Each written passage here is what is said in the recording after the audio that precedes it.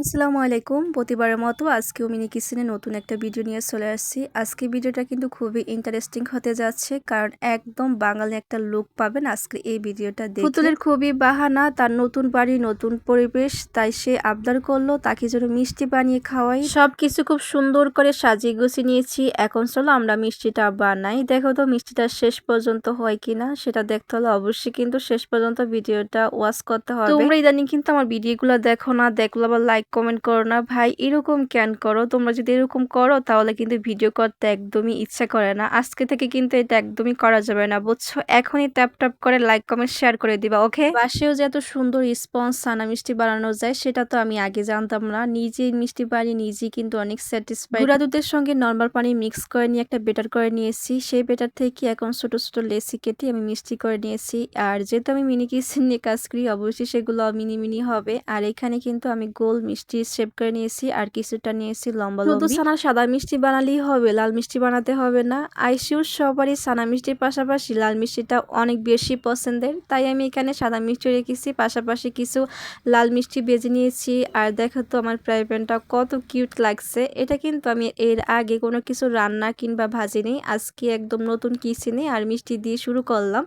আর দেখো তো মিষ্টিগুলো কত সুন্দর মাশাআল্লাহ কালার চলে আসছে আর একদম ফুলে ফুলে গেছে। মিষ্টিগুলো উল্টিয়ে আমি শিরাটা রেডি করে দিছিলাম, এরই মধ্যে খুব সুন্দর একটা স্মেল চলে আসছে, অর্থাৎ মিষ্টিগুলো হয়ে গেছে। তারপর মিষ্টিগুলো নামিয়ে শিরাটা বসিয়ে দিলাম।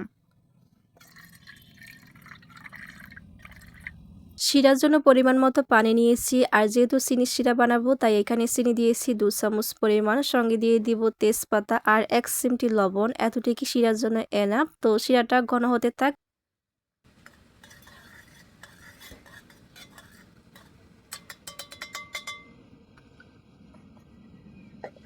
শিরাটা বসিয়ে পরবর্তী কাজকর্মগুলোকে খুব সুন্দর করে সেরে নিচ্ছি। আর মিনি কিচেনের পাশে মিনি একটা পুকুর দিয়ে বেশ ভালো একটা উপকার করলাম নিজের। আমার যা কিছু নোংরা হয় না কেন আমি সব কিছুই পুকুরে ধুয়ে নিতে পারি।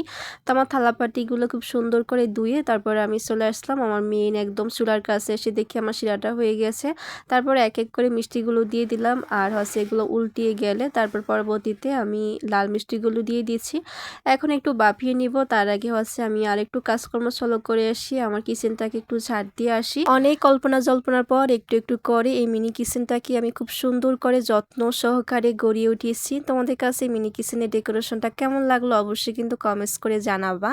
আর দেখো আমার কিন্তু মিষ্টিটা প্রায় হয়ে গেছে, এখন আমি এগুলাকে সার্ভ করে নিব। তার আগে আমি একটু চেক করে নিতে চাই যে আমার মিষ্টিটা কি হচ্ছে কি হচ্ছে না। তো সরাতে চেক দিয়ে নিলাম, দেখলাম না একদম পারফেক্ট ঠিক আছে। এখন আমি এটাকে নামিয়ে নিব, আর সুন্দর একটা পাটের মিনি একটা সালাদ দিয়ে আমি নামিয়ে নিয়েছি। এখন এটাকে আমি পরিবেশন করে নিব। একটু ঠান্ডা করে নিলে ভালো হয়, কিন্তু আমার এত হাতে সময় নেই বাপু। আমি এটাকে সার্ভ করে আমি আমার দর্শকদের দেখাবো, এই জন্য আমি খুব সুন্দর করে এগুলো নিয়েছি। আর দেখো মিষ্টিগুলোকে ফুলে রস খেয়ে কতটা টইটুম্বর হয়েছে। মিষ্টিগুলোকে তুলে এখন উপর থেকে আমি শিরাটা ছড়িয়ে ছিটিয়ে দিব। আর মাশাআল্লাহ মিষ্টিগুলো দেখতে কত বেশি সুন্দর লাগছে, বেশি সুন্দর লাগছে লাল মিষ্টিগুলো দেওয়াতে। আর যেমন স্পঞ্জ দেখছো না, খেতে কিন্তু ভীষণ মজা ছিল। সারাদিন রান্নার কাজকর্ম ব্যস্ত থাকার কারণে গাবির কথা একদমই ভুলে গেছি। এদিকে সে না খেয়ে উপাস পড়ে আছে, এখন তো সে আমার উপর ভীষণ রেগে আছে। তারপর তার সাথে বেশ কিছুক্ষণ দুষ্টামি করে বাসায় ফিরে আসলাম, আবার বাসায় এসে পুতুলকে খেতে দিলাম। তো আজকে ভিডিওটি আমি এই পর্যন্তই রাখবো। কেমন লাগছে আজকের এই ভিডিওটি তা কিন্তু অবশ্যই কমেন্ট বক্সে কমেন্ট করে জানাবা, এবং পরবর্তী ভিডিও দেখার জন্য কিন্তু আমন্ত্রণ রইল।